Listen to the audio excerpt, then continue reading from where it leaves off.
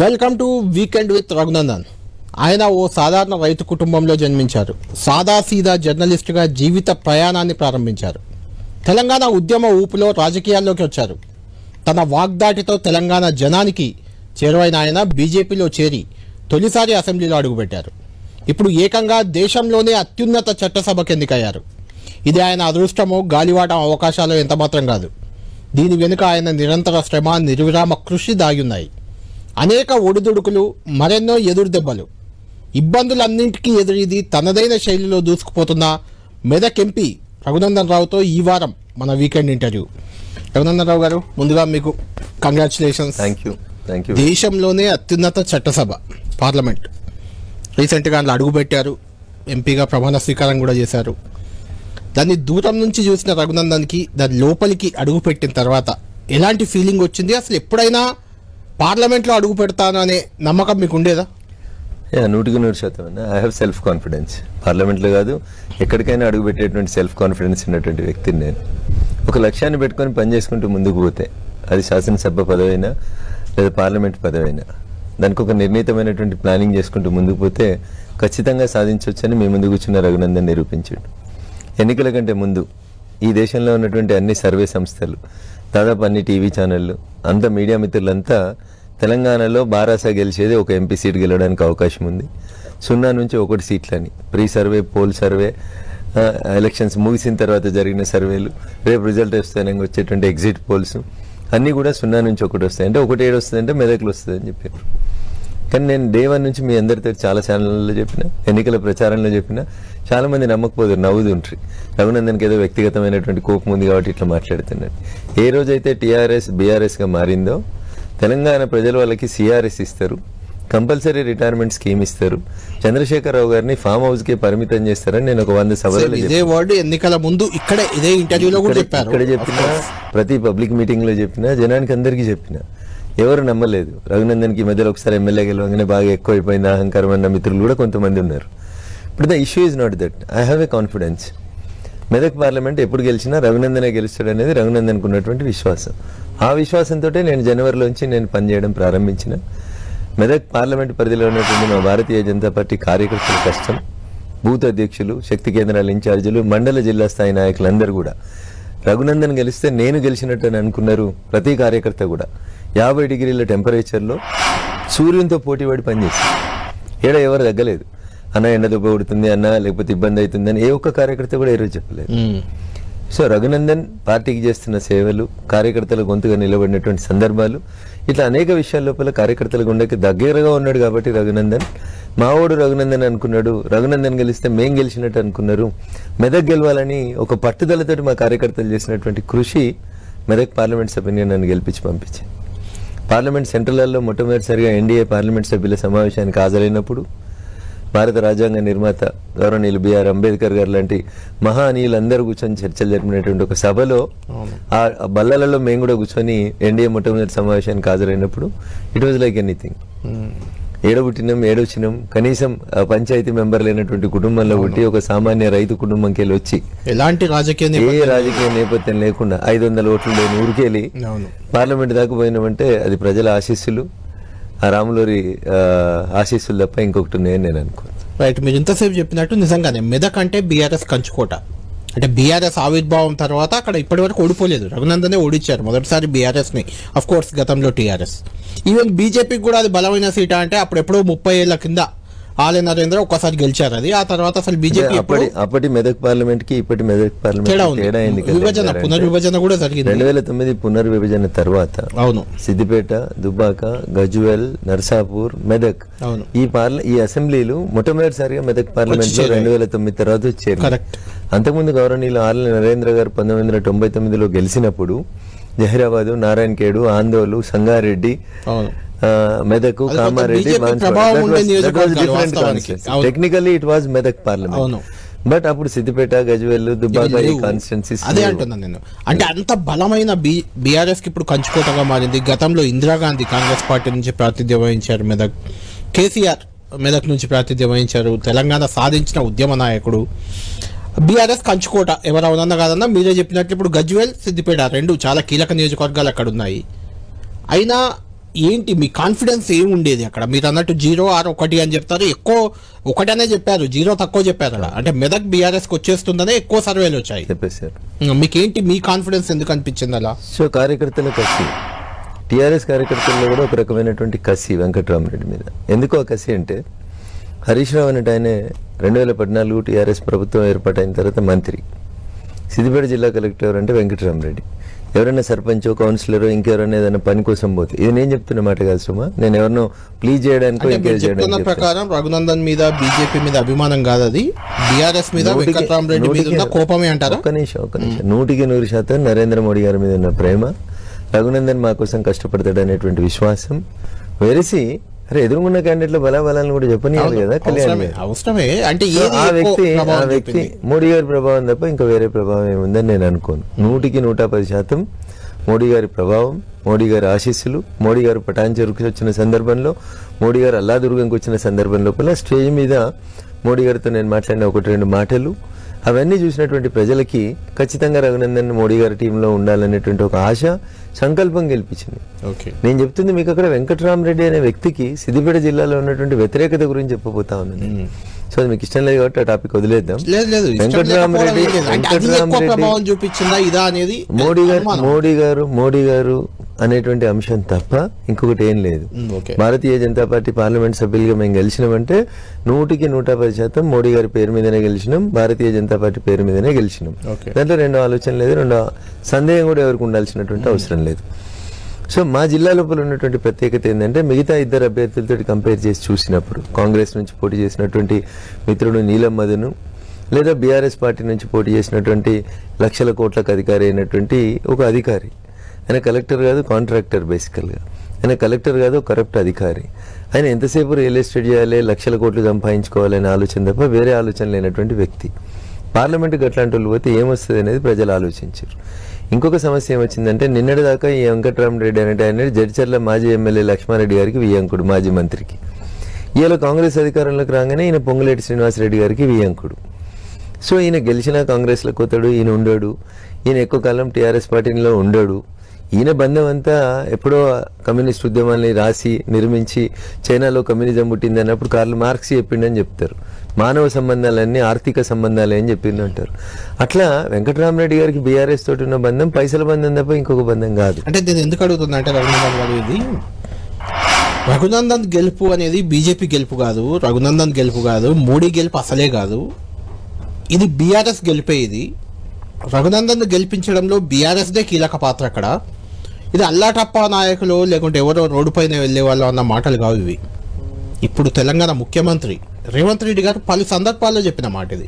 So ఆడలేక మధ్యలోడిందని Revanth Reddy అనేటానికి చేతగాక, రేవంత్ రెడ్డి అనేటువంటి ఈ తెలంగాణ రాష్ట్ర ముఖ్యమంత్రికి పనిచేయడం చేతగాక, వాళ్ళ నాయకులను గెలిపించుకోవడం చేతగాక, బీఆర్ఎస్ పార్టీతో లోపాయికారిగా హరీష్ రావు గారితో లోపాయికారిగా ఒప్పందం చేసుకొని ఆయన ఆడుతున్నటువంటి నయా నాటకం తప్ప ఇంకొకటి ఏం లేదు.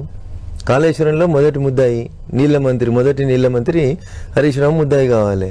కాళేశ్వరంలో మీరు ఒకటి చెప్తారు, మీ ఉత్తమ్ కుమార్ రెడ్డి గారు ఒకటి చెప్తారు. అరెస్ట్ చేయించడం అంటే చేత కాదు మీకు. టెలిఫోన్ ట్యాపింగ్లో 11-12 మంది పోలీసులను తీసుకొచ్చి లోపల వారేసినావు. ఎస్ఐబి చీఫ్ ప్రభాకర్ రావు గారు అమెరికాకి వెళ్ళి ఫోన్ చేసి స్పష్టంగా చెప్పిండ్రు, నా ఆడియో రికార్డ్ చేసుకోరు, నా వీడియో రికార్డ్ చేసుకోరు, నేను ఇప్పుడు దేశానికి రావడం వీలు కాదు, అప్పటి ముఖ్యమంత్రి ఆదేశాల మేరకు నేను పనిచేసిన అని క్రిస్టల్ క్లియర్గా స్టేట్మెంట్ ఇచ్చిండు. రోజు పేపర్లో రాపిస్తాడు, ఒక ఎమ్మెల్సీ పేరుందని, ఒక మంత్రి పేరుందని, హరీష్ రావు పేరుందని, కేసీఆర్ పేరుందని చెప్తాడు. బిల్లా రంగాల లెక్క ఊరు మీద ఇడిచిపెట్టిన మైసమ్మ దున్నపోతు లెక్క తిరుగుతుర్రు అంటారు.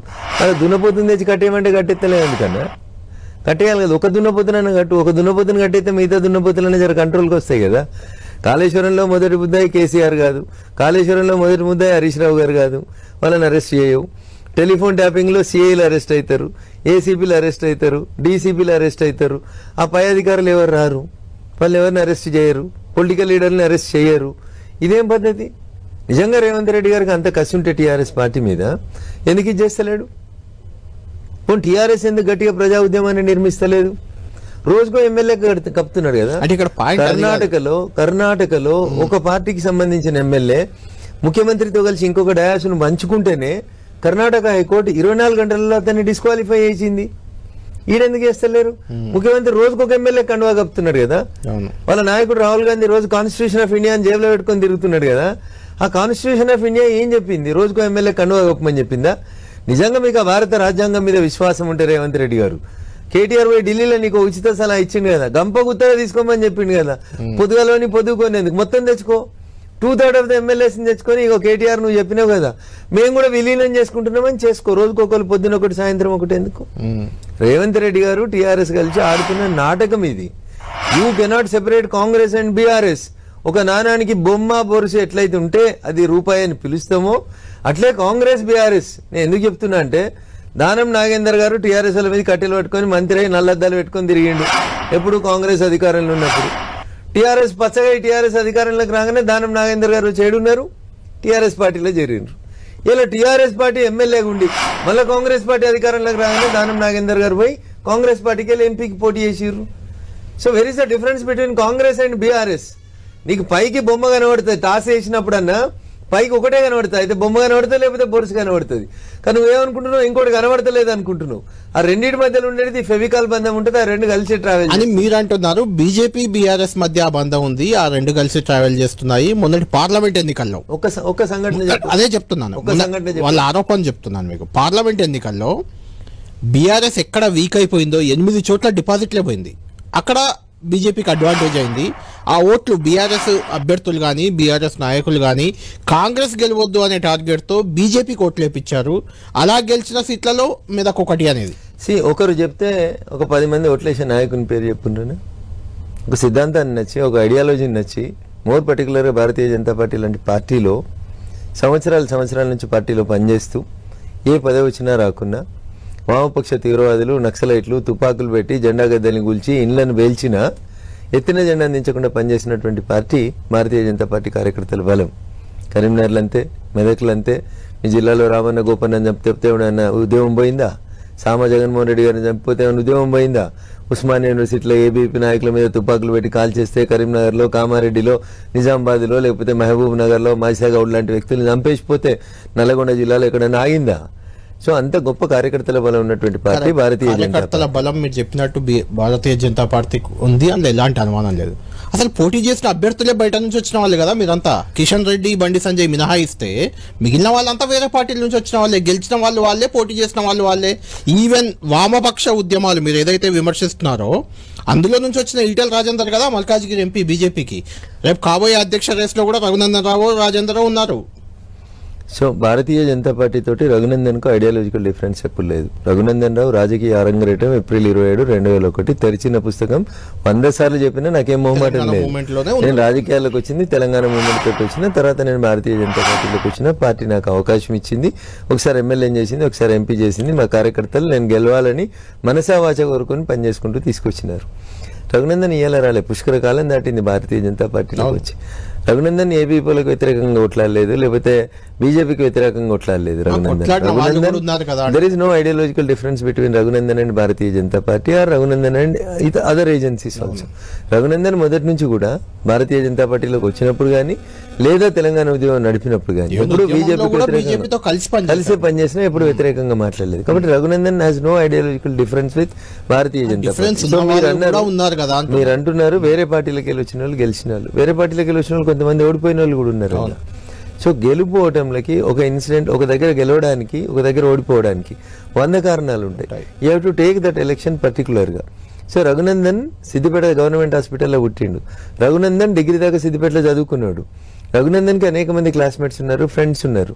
దుబ్బాక మా అమ్మ నాన్న ఉంటారు. సిద్దిపేట దుబ్బాక నాకు జన్మభూమి అయితే పటాన్చెరులో ఇల్లు కట్టుకొని పెళ్లి చేసుకొని 25 ఏళ్ళు వకీలు సంగారెడ్డిలో పనిచేస్తే పటాన్చెరు సంగారెడ్డి నా కర్మభూమి. దుబ్బాక సిద్దిపేటలో నాకు జన్మభూమి అయితే పటాన్చెరు సంగారెడ్డిలో నా కర్మభూమి. సో సిద్దిపేటలో కూడా ప్రజలు ఈ ఎన్నికలలో నరేంద్ర మోడీ గారి నాయకత్వాన్ని బలపరచాలని, మావోడు రఘునందన్ మాకు ఈజీ యాక్సెస్ ఉంటుందనే ఉద్దేశంతో రఘునందన్ ఆదరించారు. The same thing happened in Sangareddy and Patancheru also. కాబట్టి రఘునందన్ గెలుపుకి ఎవరో సపోర్ట్ చేసిరని ఎవరైనా మాట్లాడితే అది ఆడలేక మధ్యలో ఉన్నట్టు ఉంటుంది తప్ప ఇంకొకటి కాదు. రఘునందన్ గెలుపుకి భారతీయ జనతా పార్టీ శ్రేణులు కృషి చేసినాయి. రఘునందన్తో కలిసి పనిచేసిన వకీల్ సభలు పనిచేసారు. రఘునందన్తో కలిసి పనిచేసినటువంటి అనేక మంది కంట్రిబ్యూటర్లు, మా రఘు కూడా ఎంపీ అయితే మా కంట్రిబ్యూటర్లలో కూడా ఎంపీ అవుతాడని గర్వంగా ఫీల్ అయ్యి జర్నలిస్ట్ మిత్రులు చేసిరు. అట్లా వాళ్ళు చేసిరు తప్ప నేనేదో బీఆర్ఎస్ మద్దతు తీసుకుని దుబ్బాక గెలిచినప్పుడు కూడా ఇట్లే మాట్లాడారు చాలా మంది జర్నలిస్ట్ మీద. కేసీఆర్ కేటీఆర్ ప్రచారానికి రాలేదు అక్కడికి, అదే కలిసి వచ్చిందనే చర్చ కూడా జరిగింది. ఇప్పుడు కేసీఆర్ మెదక్ వచ్చిండు, కేసీఆర్ పటాన్చెరుకు వచ్చిండు, కేసీఆర్ నర్సాపూర్కి వచ్చిండు, కేసీఆర్ సిద్దిపేటకు వచ్చిండు, హరీష్ రావు కాలుకు బల్పం కట్టకుండా తిరిగిండు, 6 బీఆర్ఎస్ ఎమ్మెల్యేలు ఉన్నారు, ఓటుకు 1000 రూపాయలు చొప్పున 10 లక్షల మందికి పైసలు వంచినటువంటి లక్షల కోట్లకు అధికారి వెంకట్రామరెడ్డి గారు ఉన్నారు. కాంగ్రెస్ బియ్యంపుడు కాబట్టి పోలీసు వాళ్ళు చూసి చూడనట్టు వదిలేసిరు. మరి ఇప్పుడు ఎట్లా గెలిచిండు రఘునందన్?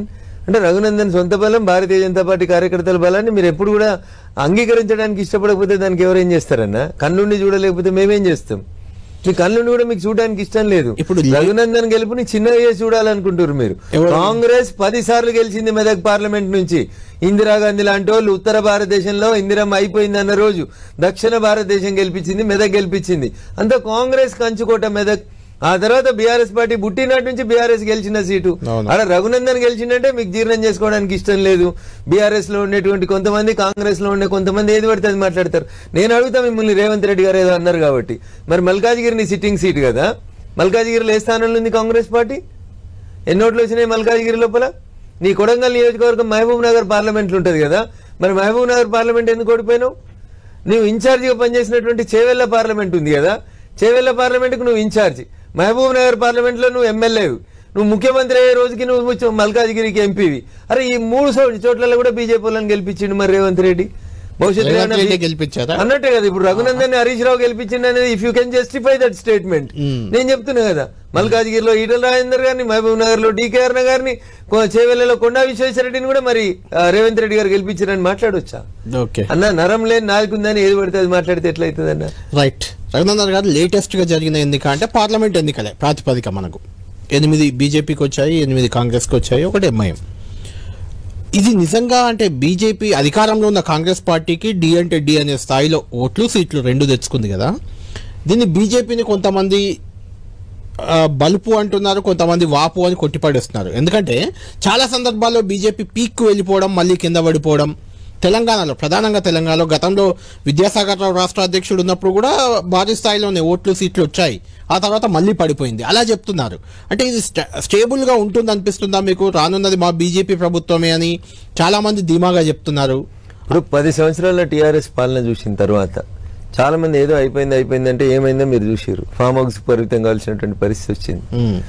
వాళ్ళు 10 ఏళ్లలో ఎన్ని తప్పులు చేసిర్రో, వాళ్ళు కాంగ్రెస్ పార్టీ బీఫామ్ మీద గెలిచిన వాళ్ళని ఎట్లయితే సంతల పశువులను కొన్నట్టు కొన్నారని అప్పుడు కాంగ్రెస్ ఆరోపించిందో, ఇలా Congress is also doing the same thing. దానికి ఇంకా కేటీఆర్ పోయి ఢిల్లీలో ప్రెస్ మీట్ పెడతాడు. ఏమని? భారత రాజ్యాంగంకి ఏమైతుంది?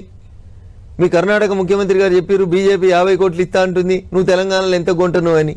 నేను అడుగుతున్నా కేటీఆర్, నువ్వు కొన్నప్పుడు ఎంత కొన్నావన్నా? నువ్వు కొన్నావు కదా, హోల్సేల్గా ఎమ్మెల్సీలు అందరిని ఎత్తుకపోయి మండలి చైర్మన్ గా స్వామి గౌడ్ గారిని చేసుకున్నావు కదా. అప్పుడు ఎంత పెట్టుకున్నావు ఎమ్మెల్సీలకు? అప్పుడు ఎంత ఇచ్చినావన్న రేటు? అప్పుడు నువ్వు ఎమ్మెల్యేలు కూడా కొనుక్కున్నావు కదా.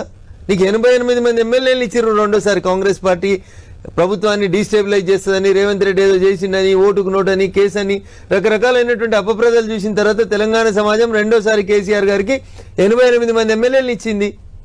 ఎందుకు ఎత్తుకపోయినావు కాంగ్రెస్ ఎమ్మెల్యేలని? 12 మందిని రోజుకోళ్ళని ఎత్తుకపోలేదా?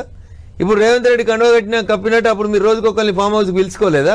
మీరు కూడా మాట్లాడలేదా? రాజ్యసభ సభ్యుల్ని ఇలానే చేర్చుకున్నారని ఆంధ్రప్రదేశ్ లో టీడీపీ పార్టీ విలీనం చేసినాం కదా. కేటీఆర్ చెప్పింది కదా ఢిల్లీలో, ఇన్లేదా కళ్యాణ్ గారు? మీరు విలీనం ఒకరిని చేసుకోలేదు, మొత్తం విలీనం చేసుకున్నాం, రాజ్యాంగబద్ధము అని చెప్పిండు. మరి అంతకుముందు ఒకవేళ భారతీయ జనతా పార్టీ ఎవరైనా చేసుకుంటే అదే ఆర్టికల్ ప్రకారం, అదే సిద్ధాంతం ప్రకారం విలీనం చేసుకుని ఉంటది. రేపు బీఆర్ఎస్ 4 రాజ్యసభ సభ్యులలో 3 మాట్లాడుతున్నట్టున్నారు. మాట్లాడిన 3 వచ్చేస్తే మాకు కూడా 2/3 అయిపోతుంది కదా. What is wrong in it? అంటే రాజ్యసభ సభ్యుల్ని మళ్ళీ విలీనం చేసుకునే ఆలోచనలోనే ఉన్నారా మీరు? వాళ్ళు వస్తామంటే ఏం చేస్తారు? బీఆర్ఎస్ లోక్సభలో లేదు, బీఆర్ఎస్ రేపు మాపు అసెంబ్లీలో ఉండదని చెప్పారు. నెంబర్ 2 అని చెప్పుకునే రెవెన్యూ మంత్రి గారు చెప్పారు కదా, మా పార్టీని కూలగొడతాం, మా ప్రభుత్వాన్ని కూలగొడతామని కొంతమంది మాట్లాడుతున్నారు. వాళ్ళ మాటలు ఆపేదాకా రోజుకొకరు తెచ్చుకుంటామని ఆయన డైరెక్ట్ చెప్తూనే ఉన్నాడు కదన్న. ఇక రోజుకొకరు తెచ్చుకుంటే మిగిలేదేవరే 3 కదా.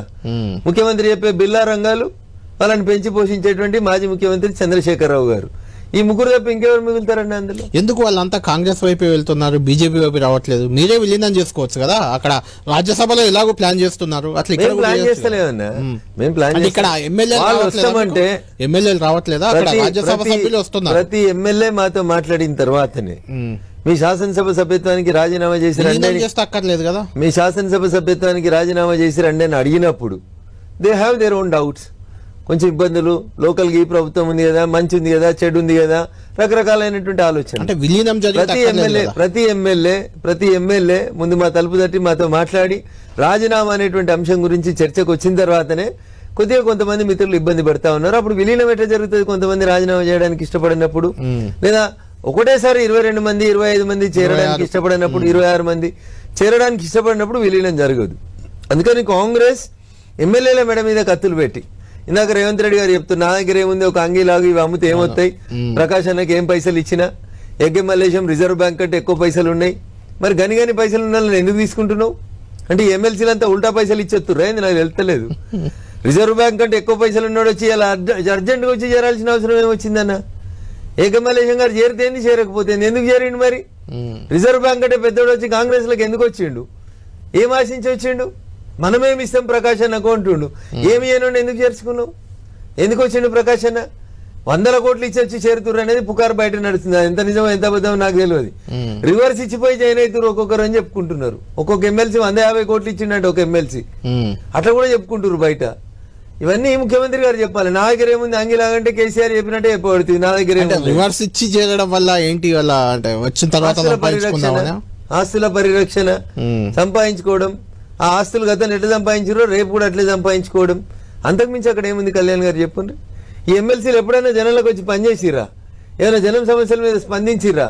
పోనీ పెద్దల సభను ఎప్పుడైనా పెద్దల సభలాగా నడిపించిరా? చెప్పుర్రి, ఫలానా అంశం మీద పెద్దల సభ ఇంత గొప్పగా చర్చించింది, ఒక మ్యాటర్ చెప్పుండ్రి, ఒక సబ్జెక్ట్ చెప్పుండ్రి. ఒక సబ్జెక్ట్ చెప్పానా? 10 ఏళ్ళ తెలంగాణ ఉద్యమం తర్వాత ఏర్పాటైనటువంటి ఎమ్మెల్సీలలో 10 ఏళ్లలో ఒక్క సృజనాత్మకత చర్చ జరిగి పెద్దల సభ అసెంబ్లీ కంటే భిన్నంగా జరిగినటువంటి ఒక ఇన్సిడెంట్ చెప్పుండన్నా?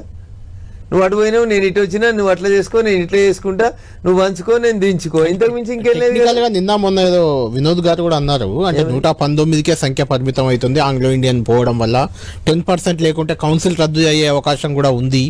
అంటే రద్దు చేయాలన్న ఆలోచన ఏమైనా మీకుందా? లేదు జరగట్లేదు అంటున్నారు కదా, అంటే బీజేపీ తలుచుకుంటే ఏముంది, రద్దు చేయొచ్చు. భారతీయ జనతా పార్టీ భారత రాజ్యాంగాన్ని గౌరవిస్తుంది.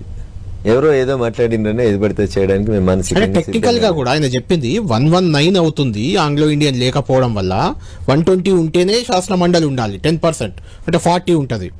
కాబట్టి అలా లేనప్పుడు రద్దు అయ్యే అవకాశం కూడా ఉంటుంది అనేది కోర్టు కోతారా ఏం చేస్తారో, వారు కూడా వకీల్ కాబట్టి ఏమైనా చేసేదంటే పెద్దగా యూజ్ లేదంటున్నారు కాబట్టి అంటున్నారు. నేను అంటున్నదన్నా, పెద్దల సభలో చర్చలు ఎట్లా జరుగుతున్నాయనే సందర్భం వచ్చినప్పుడు చెప్పినది తప్ప పెద్దల సభను రద్దు చేయాలనేది భారతీయ జనతా పార్టీ సిద్ధాంతం అని నేను ఎక్కడ చెప్పలేదు మీకు. వీళ్ళంతా ఎమ్మెల్సీలు, రిజర్వ్ బ్యాంకులు ఉన్న వాళ్ళంతా ఎమ్మెల్సీలు అయితే ఈ రిజర్వ్ బ్యాంకులు వచ్చి ఏం చేస్తున్నాయి పెద్దల సభలో అని అడిగిన. ఎగ్గే మల్లేశం గారు ఏం చేసిరు అని ముఖ్యమంత్రి గారు ఇందాకనే వస్తూ చూస్తే ఆయన మాట్లాడింది విన్నా కాబట్టి అడుగుతున్నా. నాకు ఎగ్గే మల్లేశం గారితో ఏం శత్రుత్వం లేదు, లేకపోతే ఇంకెవరితో నాకేం మిత్రత్వం కూడా లేదు. నేను అడుగుతున్న క్వశ్చన్ ఏంటంటే, వీళ్ళకి మనం ఏమి ఇవ్వగలుగుతాం? నా దగ్గర ఈ అంగిలాగు తప్పితే ఏం లేదని మాట్లాడుతున్నటువంటి ముఖ్యమంత్రి గారు ఏం లేదు నీ దగ్గరికి ఎందుకు వస్తున్నారు? నీ దగ్గర 65 మంది ఎమ్మెల్యేలు ఆల్రెడీ ఉన్నారు కదా, తీసుకోవాల్సిన అవసరం ఏముంది? పారదర్శకంగా పరిపాలించు. వాళ్ళు చెప్తున్న వెర్షన్ ఏంటంటే బీఆర్ఎస్ బీజేపీ ఒక్కటై మా ప్రభుత్వాన్ని కూల్చే ప్రయత్నాలు చేస్తుంది. లక్ష్మణ్ గారు లాంటి వాళ్ళు మాట్లాడారు. నీకు 65 మంది ఉన్న తర్వాత అదే అందులో కొంతమంది ఇచ్చిన నువ్వు బీఫామ్ ఇచ్చి గెలిపించుకున్నటువంటి నీ కాంగ్రెస్ పార్టీ ఎమ్మెల్యేలు కొంతమంది నేను నిడిచిపెట్టిపోతారనే అనుమానం ముఖ్యమంత్రి గారికి ఉందని చెప్పదలుచుకురా మీరు? అంతే కదా, అందులో కొంతమంది లాగితేనే కూల్చేయగలరు. ఎవరు లాగుతారు? బీజేపీ బీఆర్ఎస్ మాకేం అవసరం? అరే బీజేపీ బీఆర్ఎస్ ఒకటి ఎట్లా అవుతుంది? బీజేపీ తూర్పు అయితే బీజేపీ తూర్పు అయితే బీఆర్ఎస్ పడమరా, మేము ఉత్తరం అయితే వాళ్ళు దక్షిణం. మేమెందుకు కలుస్తామన్నా? మాకేం అవసరం ఉందని కలుస్తాం వాళ్ళతోటి? వాళ్ళు చెప్తున్న వెర్షన్ అదే, కూల్చేస్తాం అని పదే అంటున్నారు. కాబట్టి మా ప్రభుత్వం కూలకుండా భారతీయ న్యాయ స్మృతి బిఎన్ఎస్ వచ్చే కంటే ముందు మొన్నటి దాకా అందరి మీద 120B పెట్టడానికి అవకాశం ఉండే. రాజద్రోహం, ప్రజల చేత ప్రజల కొరకు ప్రజలు ఎన్నుకున్నటువంటి ఒక అధికారిక ప్రభుత్వాన్ని కూల్చేస్తాం పడగొడతాం అని అన్నప్పుడు 120B కింద ఎందుకు కేసీఆర్ మీద కేసు ఎందుకు పెట్టలేదు? రేపు పడేస్తాం, ఎల్లుండి పడేస్తాం అంటే కేసు పెట్టాల్సింది. లక్ష్మణ్ గారు కూడా కామెంట్ లక్ష్మణ్ గారు అనలేదు ఆ మాట. లక్ష్మణ్ గారు లక్ష్మణ్ గారు అన్న మాట ఏంటంటే, రేపు కాంగ్రెస్ కంటే మనం ఎక్కువ ఎంపీలు గెలిచినప్పుడు కాంగ్రెస్ ఎమ్మెల్యేలు అయోమయానికి గురైతారు. కాంగ్రెస్ ప్రభుత్వం 5 సంవత్సరాలు మనగడ సాగించకపోవచ్చు, భవిష్యత్తులో అధికారం భారతీయ జనతా పార్టీకి వస్తుందని చెప్పారు లక్ష్మణ్ గారు తప్ప మేము కాంగ్రెస్ ఎమ్మెల్యేలు తీసుకుంటాం చెప్పలేదు. కాంగ్రెస్ అయోమయం అవుతుందా మరి ఇప్పుడు మీరు అనుకున్న రకంగా? ఇప్పుడు అది అవుతుంది కాబట్టి రేవంత్ రెడ్డి గారు ఇట్లా పొద్దున ఒక ఎమ్మెల్యే పొద్దుకు ఒక ఎమ్మెల్యేని తీసుకుంటారు కదా. అంతే. రేవంత్ రెడ్డి గారికి నేను మీ ద్వారా చెప్పదలుచుకున్నటువంటి అంశం ఒకటి, కళ్యాణ్ గారు 2014, 2018లో గెలిచిన తర్వాత చంద్రశేఖరరావు గారు చేసినటువంటి పొరపాట్లని మీరు చేయొద్దని నేను కోరుకున్నాను, చేయరని నేను ఆశపడ్డాను. కానీ దురదృష్టం ఆయన ఎట్లాంటి తప్పుడు విధానాలను అయితే అవలంబించిండో, చంద్రశేఖరరావు గారు ముఖ్యమంత్రి కుర్చీలో కూర్చొని ఏ చేయకూడని పనులు అయితే చేసిరో, ప్రస్తుతం తెలంగాణ రాష్ట్ర ముఖ్యమంత్రిగా ఉన్నటువంటి రేవంత్ రెడ్డి గారు కూడా అదే అడుగుజాడలలో పోతున్నారు. ఇదెక్కడి బాధాకరమైనటువంటి విషయం. ప్రతిపక్ష ఎమ్మెల్యేలు ఉంటే పైసలు ఇయ్యం, ప్రతిపక్ష ఎమ్మెల్యేలకి ప్రోటోకాల్ ఉండదు, ప్రతిపక్ష ఎమ్మెల్యేలు చెప్తే పోలీసు వాళ్ళు వినరు, ఖచ్చితంగా ఓడిపోయిన వాళ్ళు కూడా పక్కన కూర్చుంటారు. మంత్రుల స్టేట్మెంట్లు గిట్లెట్లయితాయి? ఇదేం ప్రజాస్వామ్యం? మీరు ప్రజాస్వామ్యాన్ని కూని చేయకండి. అక్కడ రాహుల్ గాంధీ గారు పార్లమెంట్కి రోజు కాన్స్టిట్యూషన్ ఆఫ్ ఇండియా పుస్తకం పట్టుకొని వస్తున్నాడు. అరే ఆయన చెప్తున్న రాజ్యాంగాన్ని మీరు గౌరవించరు అని చెప్తున్నాం మేము రేవంత్ రెడ్డి గారికి. రైట్. రఘునందన్ గారు, మీరు రాష్ట్రంలో ఏ నాయకుడి పైన ఒంటికాలతో లేవడం మీ రాజకీయ జీవితంలో ఉందంటే ముందొచ్చే పేరు హరీష్ రావు గారు. హరీష్ రావు గారి గురించి బండి సంజయ్, కేంద్ర మంత్రి, కేంద్ర హోంశాఖ సహాయ మంత్రి, ఇప్పుడు ఆయన గతంలో రాష్ట్ర అధ్యక్షుడు, మీ పార్టీ నాయకుడు, కొద్దిసేపటి క్రితమే ఒక కీలక కామెంట్ చేశారు. మనం ఒకసారి విందాం, అది విన్న తర్వాత మీతో మాట్లాడుతాను. హరీష్ రావు గారు మంచి పొలిటీషియన్ ఇట్లా అని చెప్పి మళ్ళీ హరీష్ రావు గారు మాకు ఫోన్ చేసిండను, లేకపోతే బీజేపీలో ఏరుతున్నా అనుకుర్రి. నేను ఓపెన్గా మాట్లాడతా, ఓపెన్గా అన్ని విషయాలు చెప్తా. ప్రజలు కూడా పేరుంది, ఉద్యమం చేసిన వ్యక్తి, బట్ హరీష్ రావు మంచి పొలిటీషియన్ దాని ఏమనలేదు, ఓపెన్గా చెప్తున్నాను. హరీష్ రావు గారు మంచి పొలిటీషియన్, ఇంకా కొంతమంది మంచి ప్రజానాయకుడు అని కూడా అన్నారు. ఆయన మంచి నాయకుడు అని బండి సంజయ్ గారు చెప్తున్నారు. ఆయన మంచి నాయకుడా కాదా? హరీష్ రావు మీద రఘునందన్ అభిప్రాయం ఏంటి? బండి సంజయ్కి మంచి నాయకుడిగా కనిపించిన హరీష్ రావు రఘునందన్కి ఎలా కనిపిస్తున్నారు? మాట్లాడదాం రఘునందన్ గారు. ఇంతకుముందు బయట మళ్ళీ ఒకసారి చూద్దాం, వినండి. హరీష్ రావు గారు మంచి పొలిటీషియన్ ఇట్లా అని చెప్పి మళ్ళీ హరీష్ రావు గారు మాకు ఫోన్ చేసిండను, లేకపోతే బీజేపీలో ఏరుతున్నా అనుకుర్రి. నేను ఓపెన్గా మాట్లాడతా, ఓపెన్గా అన్ని విషయాలు చెప్తా. ప్రజలు కూడా పేరుంది, ఉద్యమం చేసిన వ్యక్తి, బట్ హరీష్ రావు మంచి పొలిటీషియన్ దాని ఏమనలేదు, ఓపెన్గా చెప్తున్నాను. రైట్. మీరు హరీష్ రావు గారు అంటే ఒంటికాల మీద లేస్తుంటారు, మనకు తెలుసు, చాలా సందర్భాలు విమర్శించారు. అఫ్ కోర్స్ మీరు కూడా గతంలో ఉద్యమంలో హరీష్ రావు గారితోనే కలిసి పనిచేశారు అనుకోండి. ఎలా చూడాలి అంటే నిజంగా బీజేపీకి బీఆర్ఎస్కి మధ్య ఏమన్నా అండర్స్టాండింగ్ వస్తుందా, లేకుంటే హరీష్ రావుని మీరు అంటే ఆయన అఫ్ కోర్స్ ఖండించారు సంజయ్ గారు, కానీ ఏమన్నా ప్రయత్నం చేస్తున్నారా ఏంటి? అది సంజయ్ గారు మాట్లాడిన మాటల్లోనే క్రిస్టల్ క్లియర్ చెప్పారు. నేను ఇట్లా మాట్లాడుతున్నాను, వాళ్ళు మాకు ఫోన్ చేసిరనో, మేము వాళ్ళతో చర్చలు జరుపుతున్నామనో ఇట్లాంటి ఏం చెప్పకండి మీరు అని చెప్పినారు. నేను ఇలా కొత్తగా మాట్లాడుతుంది ఏం లేదు కళ్యాణ్ గారు. నేను చాలా ఇంటర్వ్యూలలో చెప్పిన, ప్రపంచం అంతా నా ఇంటర్వ్యూలు విన్నప్పుడు చూస్తుంది. అవును, లైలాని చూడాలంటే మజ్ను కళ్ళతో చూడాలి, హరీష్ రావు మంచితనమా చెడ్డతనమా చూడాలంటే రఘునందన్ కళ్ళతో చూస్తే తెలుస్తుంది. ఎందుకంటే పక్కన ఉన్నవాడు, అటు తెలంగాణ ఉద్యమంలో కలిసి పనిచేసినాడు, పక్క నియోజకవర్గానికి ఎమ్మెల్యే ఉన్నప్పుడు ఆయన ఎట్లా బిహేవ్ చేసినాడు ఏందనేది నాకంటే ఎక్కువ తెలిసిన వాళ్ళు ఎవరు ఉన్నారు. కేసీఆర్ గారు కూడా ఆయన గురించి నాకంటే ఎక్కువ తెలుస్తుందని నేను అనుకోను బహుశా. సో సంజయ్ గారు కొంచెం దూరం నుంచి చూసిరు కాబట్టి సంజయ్ గారికి అన్నట్లు అనిపించి ఉంటుంది. మరి వాళ్ళు ఏం కాంట్రవర్సీ చెప్పలేదు, ఎవరు వాళ్ళకి అనిపించిన అభిప్రాయాన్ని నేను ఓపెన్ గా చెప్తున్నా అని చెప్పారు అంతే. నా కళ్ళతోటి చూడరు, నా కళ్ళతోటి చూస్తే హరీష్ రావు అట్లే కనబడుతాడు. అంటే సంజయ్ గారి కాన్స్టిట్యున్సీ కూడా పక్కనే, కొంచెం దూరం ఉంటుంది, అది వేరే జిల్లా, అది వేరే జిల్లా, ఇది వేరే జిల్లా. సిద్దిపేట 30 కిలోమీటర్లే. సిరిసిల్ల సంజయ్ గారి కాన్స్టిట్యున్సీ కాదు, అది కేటీఆర్ గారి కాన్స్టిట్యున్సీ.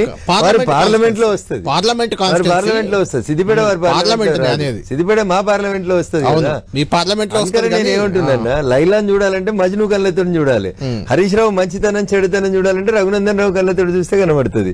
వేరే వాళ్ళతో కళ్ళతో చూస్తే ఎట్లయితే ఆయన nothing was spoken wrong by Sanjay గారు తప్పు మాట్లాడిరని నేను అనుకోవట్లేదు.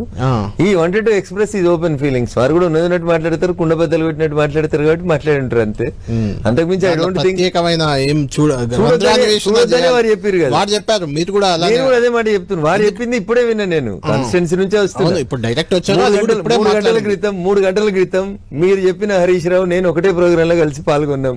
అక్కడ మన మీడియా మిత్రులు ఉండుంటారు, కనీసం మేము ఒకరికొకరం విష్ చేసుకున్నామా చేసుకోలేదా మీరు అక్కడ చూస్తే తెలుస్తుంది కదన్నా. అంటే ఇది ఎందుకు అడుగుతున్నా అంటే బీజేపీకి బీఆర్ఎస్ ఈ బయట సంజయ్ గారు ఇచ్చిన విషయం నాకైతే తెలియదు మీకు. నేను సిద్దిపేటలో మధ్యాహ్నం ఒక పార్టీ ప్రోగ్రామ్ లో ఒక పూజా కార్యక్రమంలో కలిసి పార్టిసిపేట్ అయ్యి వచ్చినాం. అంటే వేలాది మంది జనం సమక్షంలో మేము ఇద్దరం ఎట్లున్నాం అనేది ఒకసారి మీరు అక్కడ ఉన్న ఈ బయట ప్లే చేసినాడు, ఆ బయట కూడా ప్లే చేయొచ్చు కదన్నా. అయితే నేను అనేది ఏంటంటే బీజేపీ బీఆర్ఎస్ మధ్య ఢిల్లీ స్థాయిలో చర్చలు జరుగుతున్నాయి, అది విలీనమా పొత్త అనే దిశగా ఒక చర్చ సాగుతుంది. అని ఒక చర్చ బయట నడుస్తుంది. సంజయ్ గారి వ్యాఖ్యలు టీఆర్ఎస్ పార్టీ తన పార్టీలోంచి పూటకొక్కలుగా జారిపోతున్నటువంటి ఎమ్మెల్యేలని రక్షించుకునేందుకు బీజేపీ అనే అంబరిల్లాను వాడేందుకు ప్రయత్నం చేస్తుందని నేను సంపూర్ణంగా విశ్వసిస్తా ఉన్నాను. ఒకవేళ బీజేపీలో బీఆర్ఎస్ విలీనం అయ్యేది ఉంటే వీళ్ళు ఎంపీలు ప్రెస్ మీట్ పెట్టి ఎందుకు ఖండించారు రాజ్యసభ సభ్యులు? లేదు లేదు చర్చలు జరిగినాయని చెప్పాలి కదా. ఆడున్నది నలుగురే. ఒక ఆయన తెలంగాణ ఉద్యమం పేరు మీద గెలిచినటువంటి ఎమ్మెల్యేలు పార్టీ ఫిరాయించి ఇంకో పార్టీలోకి పోతే 4 సంవత్సరాల 11 నెలలు జడ్జిమెంట్ రాయని స్పీకర్ కుర్చీలో కూర్చున్నాయని ఒక ఆయన ఉన్నాడు. అసలు ఆయన ఇలా బీఆర్ఎస్కి వెళ్ళిపోయి రాజ్యసభ సభ్యుడు అవుడు కాదు, ఇంకా రాజ్యసభలో పార్టీ ఫ్లోర్ లీడర్ అయిపోయింది ఆయన ఒక ఆయన.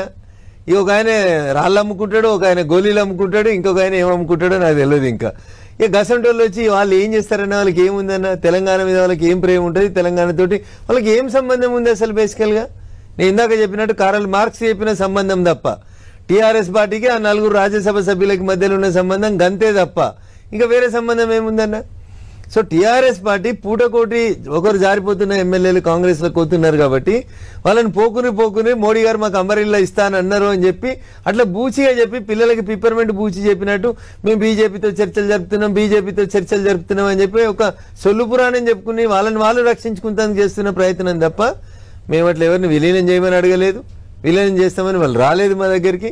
నాకున్న అవగాహన మేరకి, పార్టీ పెద్దలకి ఇంకేమైనా తెలిసి ఉంటుంది, ఒక కార్యకర్తగా నాకున్న అవగాహన మేరకి అట్లాంటి చర్చలు అయితే ఏం జరిగినట్టు పార్టీ పెద్దల దృష్టిలో నుంచి మాకు ఎప్పుడు సమాచారం అయితే రాలేదు. అంటే వాళ్ళు చర్చలకు మీరు అన్నట్టు వాళ్ళు ప్రచారం చేసుకుంటున్నట్లు నిజంగానే చర్చలకు వస్తే ఇక్కడ కాంగ్రెస్ ప్రభుత్వాన్ని, కాంగ్రెస్ పార్టీని, ఎందుకంటే మీకు నేషనల్ లెవెల్లో కూడా ఇండియా కూటమి దాదాపు థ్రెట్గా మారింది, దగ్గరికి వచ్చేసింది. మీరు 300 లోపు ఉన్నారు, వాళ్ళు 200 దాటారు. 99 సీట్లు వచ్చిన కాంగ్రెస్ అదే అంటున్నాను, ఇండియా కూటమి అన్నాను నేను. ఇండియా కూటమి 400 సీట్లు ఈ నేపథ్యంలో ఇండియా కూటమిని లాగే ప్రయత్నం చేస్తున్నారా? కూటమి ఏం లాగాల్సిన అవసరం లేదన్నా. వాళ్ళు ఒకసారి 42 గెలిచిరు కాంగ్రెస్ వాళ్ళు, ఒకసారి 53 గెలిచిరు, ఇప్పుడు 99 గెలిచిరు. అన్ని కలిపితే మాకున్న 240 అన్ని లేని వాళ్ళు వచ్చి మాకు ఇండి కూటమి 2 రోజులు ఆగురు కుక్కలు చింపినిస్తారు లెక్క కొట్టుకుంటారు. ఎందుకు టెన్షన్ పడి? మీరు కూడా నితీష్ కుమార్ చంద్రబాబు తప్పుకుంటే మీరు కూడా అదే పరిస్థితి అని ఇండియా కూటమి అంటుంది కదా. ఇండియా కూటమి ఏం మాట్లాడుతుందో నాకు తెలియదు, కానీ వాళ్ళకి తెలవాల్సింది ఏంటంటే 7 మంది ఇండిపెండెంట్ ఎంపీలు, ముగ్గురు ఇంకా వేరే పార్టీల నుంచి గెలిచినటువంటి చిన్న గౌరవ పార్లమెంట్ సభ్యులు, వాళ్ళందరూ 10 మంది ఇప్పటికే మాకు బేషరతుగా మద్దతు ప్రకటిస్తూ రాష్ట్రపతి గారికి లేఖలు ఇచ్చారు. మాకున్నాయి 240, ఆల్రెడీ 10 మంది వచ్చి చేరిర్రు, 250, ఇంకా కావాల్సిన 23 సీట్లు. ఇంకొక సెషన్ అయ్యేసరికి చూడు తెలుస్తుంది కదా మీకు ఇంకెంతమంది ఇండిపెండెంట్లు వస్తారు, ఇంకెన్ని చిన్న పార్టీలు వచ్చి ఇండియా కూటమిలో చేరుతాయి. అందుకని వాళ్ళెవరో వెళ్ళిపోతారు, వీళ్ళెవరో వెళ్ళిపోతారు, ఏం కలలు కనుకుర్రి. నరేంద్ర మోడీ గారు 3వసారి ముచ్చటగా 5 సంవత్సరాలు ఈ దేశాన్ని ప్రధానమంత్రిగా పరిపాలిస్తారు. Right, okay. తెలంగాణలో గత కొద్ది రోజులుగా చూస్తున్నాం, పవన్ కళ్యాణ్ కొండగట్టుకు వెళ్ళారు పూజల కోసం. తెలంగాణలో జనసేనను బలోపేతం చేస్తామని చెప్పారు అక్కడ ఆయన. చంద్రబాబు నాయుడు ఇక్కడ కార్యకర్తల సమావేశం, మొన్న పెద్ద ఎత్తున ర్యాలీ కూడా జరిగింది హైదరాబాద్లో. అక్కడ ఏపీ ముఖ్యమంత్రి అయ్యారు ఆయన. తెలంగాణలో టీడీపీ మళ్ళీ పునరుజ్జీవం పొందుతుంది, దాన్ని బలోపేతం చేస్తామని ఆయన చెప్తున్నారు. ఏపీలో మీతో అలయన్స్లో ఉన్న 2 పార్టీలు అవి. ఇక్కడ వాళ్ళు ఎంటర్ అయితే వాళ్ళతో కలిసి బీజేపీ ముందుకు వెళ్తుందా? వాళ్ళు ఎంటర్ అవ్వడం వల్ల బీజేపీకి నష్టం జరుగుతుందా? ఎందుకంటే గతంలో వాళ్ళతో పొత్తు విషయంలో కొంత వెనక్కి వెళ్ళారు మీరు, వద్దు పొత్తు అని. So it is too early to comment anything Kalyan గారు. ఆంధ్రప్రదేశ్ కి సంబంధించినంత మటుకు మేము తెలుగుదేశం జనసేనతో కలిసి ఎన్నికల కంటే ముందే పొత్తు పెట్టుకున్నాం. వాళ్ళు జనసేనలో భాగస్వాములుగా ఉన్నారు, కలిసే పోటీ చేసినాం, కలిసే గెలిచినాం, కలిసే ప్రభుత్వాన్ని ఏర్పాటు చేసుకున్నాం. It is an NDA government అని చంద్రబాబు నాయుడు గారు కూడా పదే చెప్తా ఉన్నారు. తెలంగాణ రాష్ట్రానికి సంబంధించి పొత్తుల విషయంలో కానీ, జనసేన విషయంలో కానీ, తెలుగుదేశం పార్టీ విషయంలో కానీ ఇప్పటిదాకా ఎక్కడ చర్చలు జరిగినట్టయితే నా దృష్టికి రాలేదు. చర్చలు జరగలేదు అంటే ఆ 2 పార్టీలు ఎంటర్ అయితే తెలంగాణ రాజకీయాల్లో ఊహాజనితమైనటువంటి ప్రశ్న ఎంటర్ అవుతామని చెప్పారు కదా వాళ్ళు. కానీ what is wrong in it? ఎలా ఉంటుంది? చంద్రశేఖరరావు గారు మహారాష్ట్రకు పోయిర్రు, ఏమైందో చూసిర్రు. కర్ణాటకకు పోయినరు, ఏమైందో చూసిర్రు. జార్ఖండ్కు పోయినరు, ఏమైందో చూసిర్రు. తొందరపడొద్దన్న. ఒక కోయిల తొందరపడి కూస్తే ఏమవుతుందో ఫలితాలు చాలాసార్లు చూసినాం, అనేక రాజకీయ పార్టీలకు తెలిసింది అని చెప్పి నేను వీళ్ళిద్దరి గురించి మాట్లాడతలేను. నేను అట్లా ఎవరు కూడా తొందరపడాల్సిన అవసరం లేదు. ఇంకా చాలా రోజులు ఉంది, 5 సంవత్సరాలు ఉన్నాయి ఎన్నికలు అయిపోయి 5 నెలలు కాలేదు, ఇప్పుడే పంచాయతీ పెట్టాలని చూస్తే ఎట్లా కళ్యాణ్ నువ్వు వెయిట్ ఫర్ ద టైం. తెలంగాణలో ఎంటర్ అయితే తప్పేముందన్న? తప్పేముంది చెప్పు? ఈ దేశంలో ఎన్నికల సంఘం దగ్గర 6,200 పార్టీలు, గుర్తింపు పొందిన పార్టీలు ఉన్నాయి. వాళ్ళు ఆల్రెడీ గుర్తింపు పొందిన రాజకీయ పార్టీలు, మత భాగస్వాములుగా ఉన్న పార్టీలు, ఎన్డీఏతో కలిసి పోటీ చేసిన పార్టీలు. వాళ్ళ బలం అయితే ఎవరికి లాభం అవుతుంది? మాకు లాభం కాకపోతే ఎవరికి అవుతుంది? ఊర్లలో సామెత చెప్తారు కదా, గొర్రె బలిస్తే గొల్లాయనకు లాభం అని. ఎవరు బలపడతా? తెలుగుదేశం బలపడ్డా, జనసేన బలపడ్డా, ఇంకెవరు బలపడ్డా, ఒకవేళ ఇన్ కంటిన్యూషన్ ఆఫ్ ఎన్డీఏ లాభం ఎవరికి అవుతుంది అన్న? మాకే అవుతుంది కదా. ఎందుకు దాని గురించి మీకెందుకు బాధ? ఎన్డీఏలోకి బీఆర్ఎస్ వస్తా అంటే తీసుకుంటారా మరి? సో అది పార్టీ పెద్దలు తీసుకోవాల్సినటువంటి నిర్ణయం. అందుకే కదా ఏది బలోపేతమైన బీజేపీకి ఉండదని నేను చెప్పలేను, కానీ వాళ్ళు చేస్తున్న పనులు, వాళ్ళు చేసినటువంటి విధానాలు. ఇప్పుడు నేను ఒకసారి మనం రాజ్యసభ సభ్యుల గురించి మాట్లాడినామన్నా, ఈ నలుగురికి జై తెలంగాణ అని ఎప్పుడన్నా అన్నారు అన్న? నువ్వు చెప్పు కళ్యాణ్ అన్న, నువ్వు కూడా దాదాపు 20 ఏళ్ళ నుంచి రిపోర్టర్ ఉన్నావు కదా. ఇప్పుడు బీఆర్ఎస్ తరఫున నలుగురు ఎవరైతే రాజ్యసభ సభ్యులు ఉన్నారో వీళ్ళకు తెలంగాణ ఉద్యమానికి ఏమైనా సంబంధం ఉందా? వీళ్ళు తెలంగాణ ఉద్యమం నడిచినప్పుడు ఎప్పుడన్నా టీఆర్ఎస్ పార్టీలు ఉన్నారా? వీళ్ళకి జై తెలంగాణ అంటే తెలుసా? పోని ఏమన్నా తెలుసా? వాళ్ళకి వాళ్ళ రంగాలలో వాళ్ళు నిపుణులు కావచ్చు, నిష్ణాతులు కావచ్చు, మేధావులు కావచ్చు, 100 కోట్లకి అధిపతులు కావచ్చు, లక్షల కోట్లు పార్టీ ఫండ్ ఇచ్చి ఉండొచ్చు. కానీ వాళ్ళకి తెలంగాణ ఉద్యమానికి ఏం సంబంధం ఉందన్న? కాబట్టి వాళ్ళు ఏడుంటారన్న? వాళ్ళకి అధికారం ముఖ్యం, వాళ్ళకి వాళ్ళ వ్యాపారం ముఖ్యం, వాళ్ళకి వాళ్ళ పైసలు పెంపొందించుకోవడం ఎట్లా అనేది ముఖ్యం తప్ప వాళ్ళకి జనాలకి సేవ చేయాలనేటువంటి అవకాశం అవసరం ఉన్న వాళ్ళైతే కాదన్న వాళ్ళు. కాబట్టి బీఆర్ఎస్ ఉంటుందా ఉండదా అంటే ఉంటుండొచ్చు 2-3 సీట్లలో. మొన్న ఎంపీ ఎన్నికల ఫలితాలు వచ్చినాక 3 సీట్లలో వాళ్ళకి మెజారిటీ వచ్చింది. ఒక ఆయన మమ్మల్ని ఊక ఎక్కిరిస్తుండే అసెంబ్లీలో, 105 సీట్లలో డిపాజిట్ పోయింది, 105 సీట్లలో డిపాజిట్ పోయిందని. ఇలా 119 ఎమ్మెల్యే నియోజకవర్గాలున్న తెలంగాణ రాష్ట్రంలో అయ్యా కేటీఆర్ జర ఖాన్ కోల్కే సున్బేటా, 119 శాసనసభ నియోజకవర్గాలు ఉన్నటువంటి తెలంగాణలో పార్లమెంట్ ఎన్నికల ఫలితాలు ముగిసిన తర్వాత టీఆర్ఎస్ పార్టీకి లీడ్ వచ్చిన అసెంబ్లీలు ఎన్ని అనేది చూడొకసారి. 116 చోట్ల నువ్వు 3rd ప్లేస్లో ఉన్నావు సార్. నీకు మెజారిటీ వచ్చింది 3 అసెంబ్లీలు. సెకండ్ కూడా కొన్ని ప్లేసుల్లో ఉన్నారు. సరే ఉండి ఉంటారులే అన్నది నెగ్లిజిబుల్ కాబట్టి వాళ్ళ గురించి మనం ఎందుకు? మూడిట్లో లీడ్ వచ్చింది. ఆయన మాట్లాడినట్టు నేను మాట్లాడాలంటే నా గురించే మాట్లాడిండు. ఆయన చాలా మాట్లాడిండు. రఘునందన్ అనేటోడు భవిష్యత్తులో ఏ చట్టసభలకు రాడు అన్నాడు. ఇలా రఘునందన్ చట్టసభలకు వచ్చిందా రాలేదా చూడు. మరి నాయకుడు అంటే ఆపేది కాదు, ఆగేది కాదు. కానీ అందుకని ఏ పార్టీ ఉంటది, ఏ పార్టీ ఉండదు అనేది జనం నిర్ణయిస్తారు. కళ్యాణ్ గారు, ఎవరు గెలవాలి, ఎవరు ఓడాలనేది జనం నిర్ణయిస్తారు. సిరిసిల్లలో నీకంటే భారతీయ జనతా పార్టీ, మీరు ఇందాక బయట ప్లే చేసిన మా గౌరవ కరీంనగర్ ఎంపీ గారికి బీఆర్ఎస్ యువరాజు రేపు మాపు రాజు అవుతాడు, ముఖ్యమంత్రి అవుతాడు, ఆయన కంటే ఎక్కువ ఓట్లు తెచ్చుకుంది. ఉన్న ఇల్లును చక్కదిద్దుకోవడం చేతగాని ఆయన వచ్చట ఇంకా ఎవరినో ఓడగొడతా, ఎవరినో గెలిపిస్తా, ఏదో చేస్తా అని ముచ్చట చెప్తే ఎవరు నమ్ముతాడన్నా? ఈ has to change his body language and his attitude also. TRS party ఓడిపోవడానికి కారణం కేటీఆర్ గారి భాష, నడవడి, నడక, వారి విధానం తప్ప ఇంకొకటి కాదు. This is my reading. Right. Raghunandan గారు, ఇక మీ పార్టీ విషయానికి వద్దాం. బీజేపీ రాష్ట్ర అధ్యక్ష నియామకం అనేది ఇప్పుడు ఒక హాట్ టాపిక్ గా ఉంది. జాతీయ స్థాయిలో కూడా దానికి చర్చ జరిగింది. రేపు మాపు అయిపోతుంది అనే చర్చ కూడా వచ్చింది. అందులో రఘునందన్ పేరు, ఈటెల రాజేందర్ పేరు, ఇంకా కొన్ని పేర్లు కూడా ఇలా వినిపిస్తున్నాయి ఆఫ్ కోర్స్. అయితే ఇందులో పాత వాళ్ళకి ఇవ్వాలి, ఆర్ఎస్ఎస్ భావజాలం ఉన్న వాళ్ళకి ఇవ్వాలి, కొత్త వాళ్ళకి ఇవ్వద్దు అంటూ రాజాసింగ్, మామూలు వ్యక్తి కాదు, మీ ఎమ్మెల్యే రాజాసింగ్ లాంటి వాళ్ళు కూడా మాట్లాడుతున్నారు. సో నేను అందరి అభిప్రాయాలను గౌరవిస్తాను. రఘునందన్ రాజేందరే కాదు, చాలా మంది కూడా భారతీయ జనతా పార్టీ రాష్ట్ర అధ్యక్ష పదవికి అర్హులైనటువంటి వాళ్ళు మా పార్టీలో చాలా సంవత్సరాల నుంచి పనిచేస్తున్నటువంటి మిత్రులు ఉన్నారు. కొత్తగా వచ్చి పార్టీలో చేరిన వాళ్ళు కూడా అనేక మందికి ఆ పదవి తీసుకొని పార్టీని అధికారంలోకి తీసుకురావడానికి పనిచేయాలనేటువంటి ఆశ ఉంది. మనిషి బతికేదే 2, ఒకటి ఆశ, 2 అవసరం. అట్లా ఎవరు ఆశపడ్డా తప్పేం లేదు, ఎవరు అధ్యక్ష పదవి అడిగినా తప్పేం లేదు. కానీ మిగతా రాజకీయ పార్టీలకు కాకుండా పార్టీ హైకమాండ్ అంటూ ఒక నిర్ణయం తీసుకొని పలానా వ్యక్తి నాయకత్వంలో మీరు పనిచేయండి అంటే, Bharatiya Janata party is a party with difference, క్రమశిక్షణ కలిగినటువంటి కార్యకర్తల బలం ఉన్నటువంటి పార్టీ కాబట్టి రెండో ఆలోచన లేకుండా, రెండో మాట లేకుండా ఎవరు అధ్యక్షులైనా, నేను పార్టీలోకి వచ్చినప్పటి నుంచి గౌరవనీయులు కిషన్ రెడ్డి గారు అధ్యక్షులు, లక్ష్మణ్ గారు అధ్యక్షులు, సంజయ్ గారు అధ్యక్షులు. నాకు అధ్యక్ష పదవి కావాలని అడగడం తప్పని నేను అనుకోను కళ్యాణ్ గారు. కానీ ఎవరికైనా అధ్యక్ష పదవిని పార్టీ హైకమాండ్ డిక్లేర్ చేసిన తర్వాత వారి నాయకత్వంలోనే పనిచేస్తాం. That is the spirit of party. Race లో ఉన్న ప్రధానంగా ముగ్గురు, మీరు రాజేందర్, ముగ్గురు ఎందుకన్నా 30 మంది ఉన్నారు. ప్రధానంగా ముగ్గురు ఎంపీలు, మీరు, ఈటెల రాజేందర్ గారు, డికే అర్ణ గారు, ప్రధానంగా ఎక్కువ 30 మంది ఉన్నారే. 30 మంది ఉన్నారు కళ్యాణ్ అన్న, అర్హత ఉన్న 30 మంది ఉన్నారు. దుబ్బాక ఎలక్షన్ అప్పుడు కూడా ఇదే చెప్పారు, 30 మంది టికెట్లు అడుగుతారు, ఎమ్మెల్యే టికెట్లు అందరికి రావు కదా. అట్లనే అందరికి రావు కదా, ఎంపీలో ఒకరికి వస్తుంది కదా, ఎవరికో ఒకరికి ఎంపీలోనే ఇస్తారు. ఎమ్మెల్యేలకు వస్తుందా, ఏం లేని కార్యకర్తలకు వస్తుందా అనేది పార్టీ హైకమాండ్ ఫ్రంట్ లైన్ లో ఉన్నదంతా కొత్తగా పార్టీలో చేరిన వాళ్ళ చర్చ ఆర్ఎస్ఎస్ వాళ్ళకి ఇవ్వాలి, ఏబీపీలో అంటే ఒక పుష్కర కాలం దాటిన తర్వాత కూడా రఘునందనరావు కొత్తోడేనా అన్న? నువ్వు మరి అన్యాయంగా మాట్లాడుతావు. పార్టీ నాకు 4 సార్లు ఎమ్మెల్యే టికెట్ ఇచ్చింది, 2 సార్లు ఎంపీ టికెట్ ఇచ్చింది, ఇంకా నేను కొత్తనేనా బీజేపీకి? నువ్వు ఇంత అన్యాయంగా మాట్లాడితే ఎట్లా?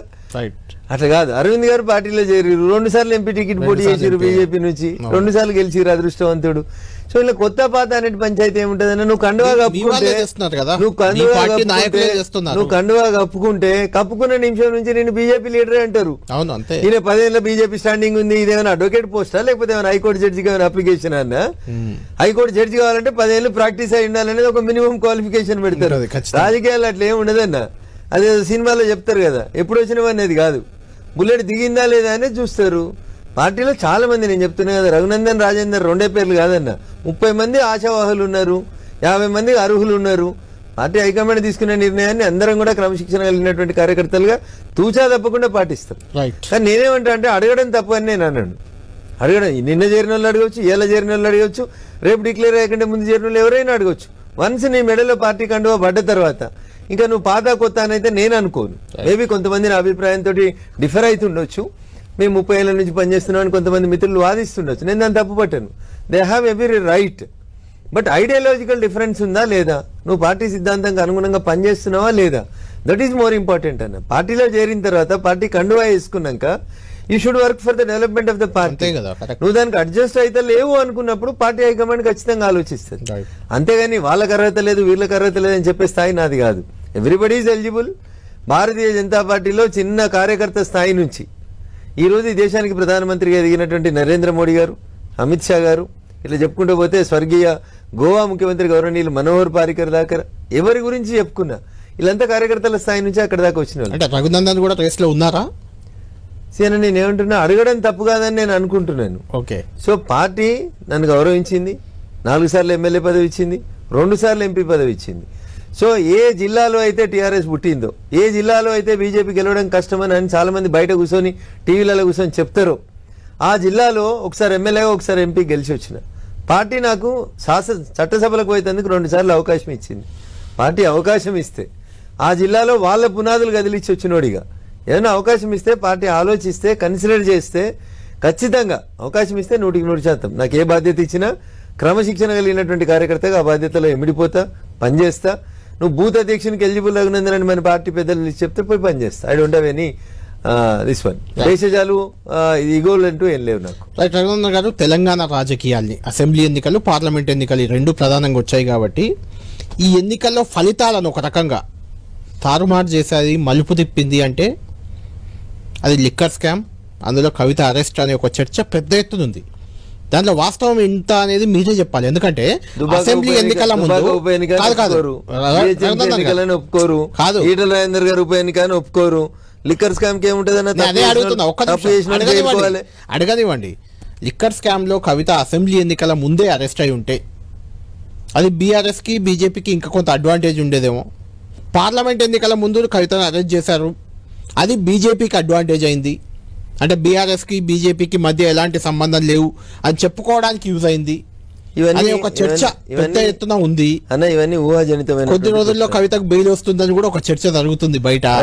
మనం చెప్పలేము అది. ఇలా కేజ్రీవాల్ గారికి సుప్రీంకోర్టు బెయిల్ ఇచ్చింది కాబట్టి కవితకు వస్తుంది కావచ్చు అని ఊహాగానాలతోటి భారతీయ జనతా పార్టీ మీద దయచేసి పూర్వజాలకుండ్రు. Bharatiya Janata party is a party with difference. Bharatiya Janata పార్టీకి లిక్కర్ స్కామ్ కి సంబంధం లేదు. ఒక్క నిమిషం. భారత ప్రభుత్వం పరిధిలో పనిచేస్తున్నటువంటి కొన్ని ఏజెన్సీస్ దృష్టికి కొన్ని నేరాలు వచ్చినప్పుడు ఆ ఏజెన్సీస్ ఆ ఇన్వెస్టిగేషన్ ని కొనసాగిస్తాయి.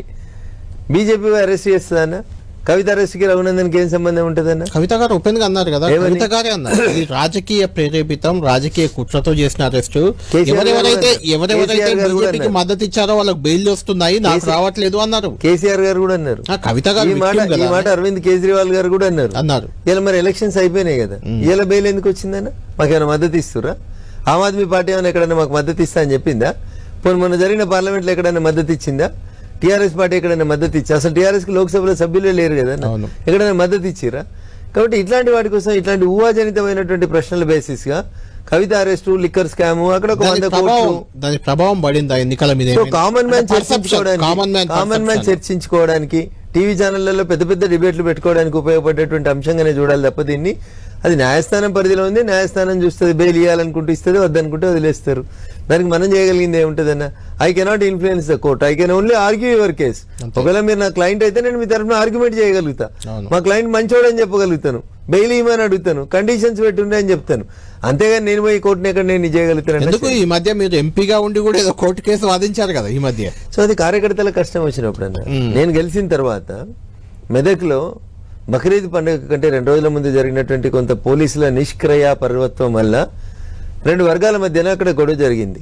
అనవసరంగా హిందువులని కత్తిపోట్లకు గురి చేసినటువంటి సంఘటనలో ముస్లింలు ఇచ్చినటువంటి తప్పుడు ఫిర్యాదు మేరకు హిందువులను అరెస్ట్ చేసి జైల్లో పెడితే, వృత్తిరీత్యా న్యాయవాదిని కాబట్టి, మా పార్టీ కార్యకర్తలు 23 మంది జైల్లో ఉన్నారు కాబట్టి నేను వాదించకపోతే ఎవరు వాదిస్తారు? కళ్యాణ్ నా కార్యకర్తలను కాపాడుకోవడం నా ప్రాథమిక కర్తవ్యం అన్నా, అందుకని కోటేసుకొని పోయినాను. అదే అంటున్నాను నేను, ఎంపీగా అడ్వకేట్ గా బాధ్యత అంటున్నా.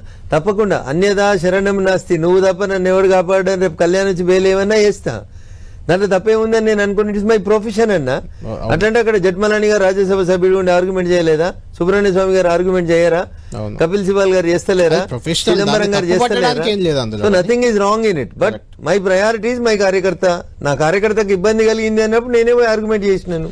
రైట్ రఘునందన్ గారు, ఇప్పుడు నెక్స్ట్ ఎలక్షన్ మీ ముందున్న సవాల్ ఫైనల్ గా కంక్లూడ్ చేద్దాం మనం. సరే, అసెంబ్లీ ఎన్నికల వరకు, పార్లమెంట్ ఎన్నికల వరకు ఏ పార్టీ ఎలా ఉంటుంది అది అంచనా వేయడం కూడా టూ ఎర్లీ అవుతుంది. అది స్థానిక సంస్థలు దాదాపు అన్నిటి పదవీకాలం ముగిసింది, నేను ఒక మాట అయితే రాబోతుంది ఏంటి, అందులో బీజేపీ ఎలా ఉండబోతుందని మీరు అనుకుంటున్నారు? ఇప్పుడు సర్పంచులకు అయితే పార్టీ గుర్తులు ఉండే కళ్యాణ్ ఉండవు, ఓకేనా? జనరల్ గా లోకల్ బాడీ ఎలక్షన్స్ లో టెంపో ఎట్లుంటది అంటే, సర్పంచులు అధికార పార్టీ దగ్గరికి పోతే నేను పైసలు తెచ్చుకోవచ్చు, ఊర్లో రోడో మోరో వేసుకోవచ్చు అనుకుంటారు.